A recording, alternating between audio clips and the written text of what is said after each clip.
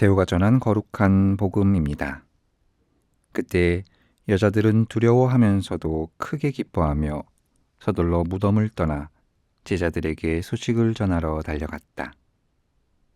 그런데 갑자기 예수님께서 마주 오시면서 그 여자들에게 평안하냐 하고 말씀하셨다.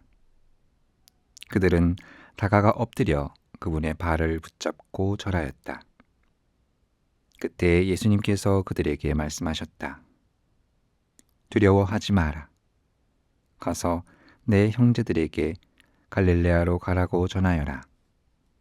그들은 거기에서 나를 보게 될 것이다.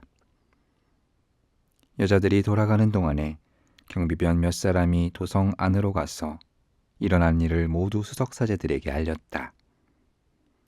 수석사제들은 원로들과 함께 모여 의논한 끝에 군사들에게 많은 돈을 주면서 말하였다. 예수의 제자들이 밤중에 와서 우리가 잠든 사이에 시체를 훔쳐갔다 하여라. 이 소식이 총독의 귀에 들어가더라도 우리가 그를 설득하여 너희가 걱정할 필요가 없게 해주겠다. 경비병들은 돈을 받고 시킨 대로 하였다. 그리하여 이 말이 오늘날까지도 유다인들 사이에 퍼져 있다. 주님의 말씀입니다.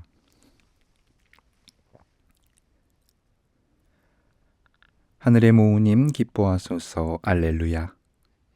태중에 모시던 아드님께서 알렐루야. 말씀하신 대로 부활하셨나이다. 알렐루야. 저희를 위하여 빌어주소서. 알렐루야. 교우 여러분, 주님의 부활을 축하드립니다. 주님 부활의 영광과 기쁨 가득한 부활 8일 축제 지내시기를 빕니다.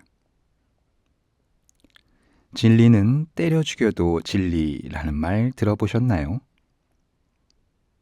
아무리 감추고 숨기려고 해도 진실은 언젠가 세상에 환히 드러나게 마련이고, 아무리 거짓으로 진리를 덮으려고 해도 진리는 항상 밝게 빛나기 때문이지요.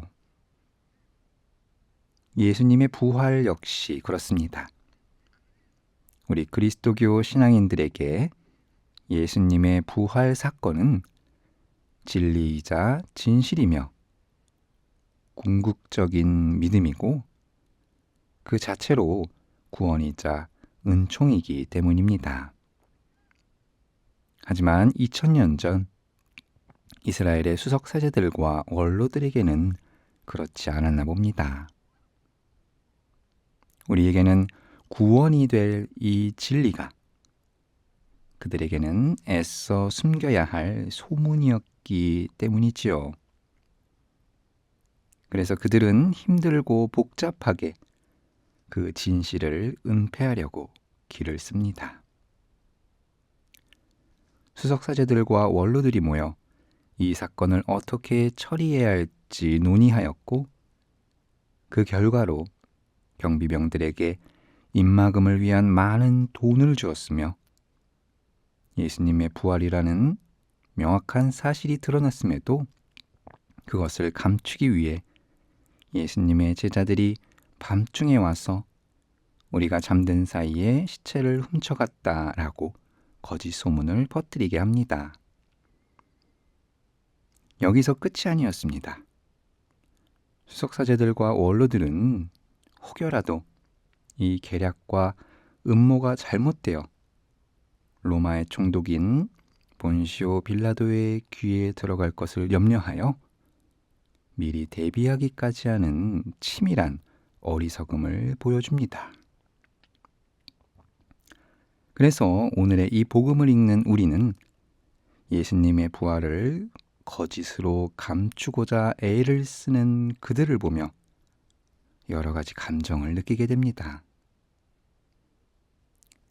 숨길 것이 따로 있지 예수님의 부활을 숨기려는 그 모습이 너무나 우습게 보이기도 하고, 예수님의 부활을 끝끝내 믿지 않으려는 그 마음이 참으로 안타까울 뿐이지요. 한편으로는 그렇게 길을 쓰고 진리를 감췄기에 오늘날까지도 유다인들 사이에서는 예수님의 제자들이 밤중에 와서 시체를 훔쳐갔다라는 그 말이 진짜라고 퍼져 있다는 게 슬프기도 합니다. 자, 여러분은 어떻습니까? 예수님의 부활 사건이 여러분에게도 진정 신앙의 진리로 뜨겁게 다가오고 있나요? 아니면 긴가민가한 성경 속 이야기로 남아있나요? 혹은 판타지 소설, SF 영화 같은 신기한 무언가로 느껴지시는지요? 이에 대한 대답은 아주 다양할 것입니다. 하지만 우리 그리스도인들에게 있어 예수님의 부활은 처음에 말씀드린 것처럼 우리 믿음의 본질이자 구원의 진리 그 자체입니다. 예수님의 부활에서 우리의 교회가, 우리의 믿음이 시작되었기 때문입니다. 그리고 우리는 예수님의 부활을 통해 우리도 그분과 함께 영광스러이 부활할 것을 굳게 믿는 예수님의 제자들이라는 것을 항상 잊지 말아야 할 것입니다. 부활 8일 축제가 시작되었습니다. 뜨거운 부활의 힘이 여러분과 함께하기를 기도하겠습니다. 이 예수님을 하느님께서 다시 살리셨고 우리는 모두 그 증인입니다. 주여 이 잔을 내게서 거두어 주소서. 그러나 제 뜻대로 마시고 엎드려 절하나이다. 눈으로 보아 알 수 없는 나의 하느님 두 가지 주의 빵을 서로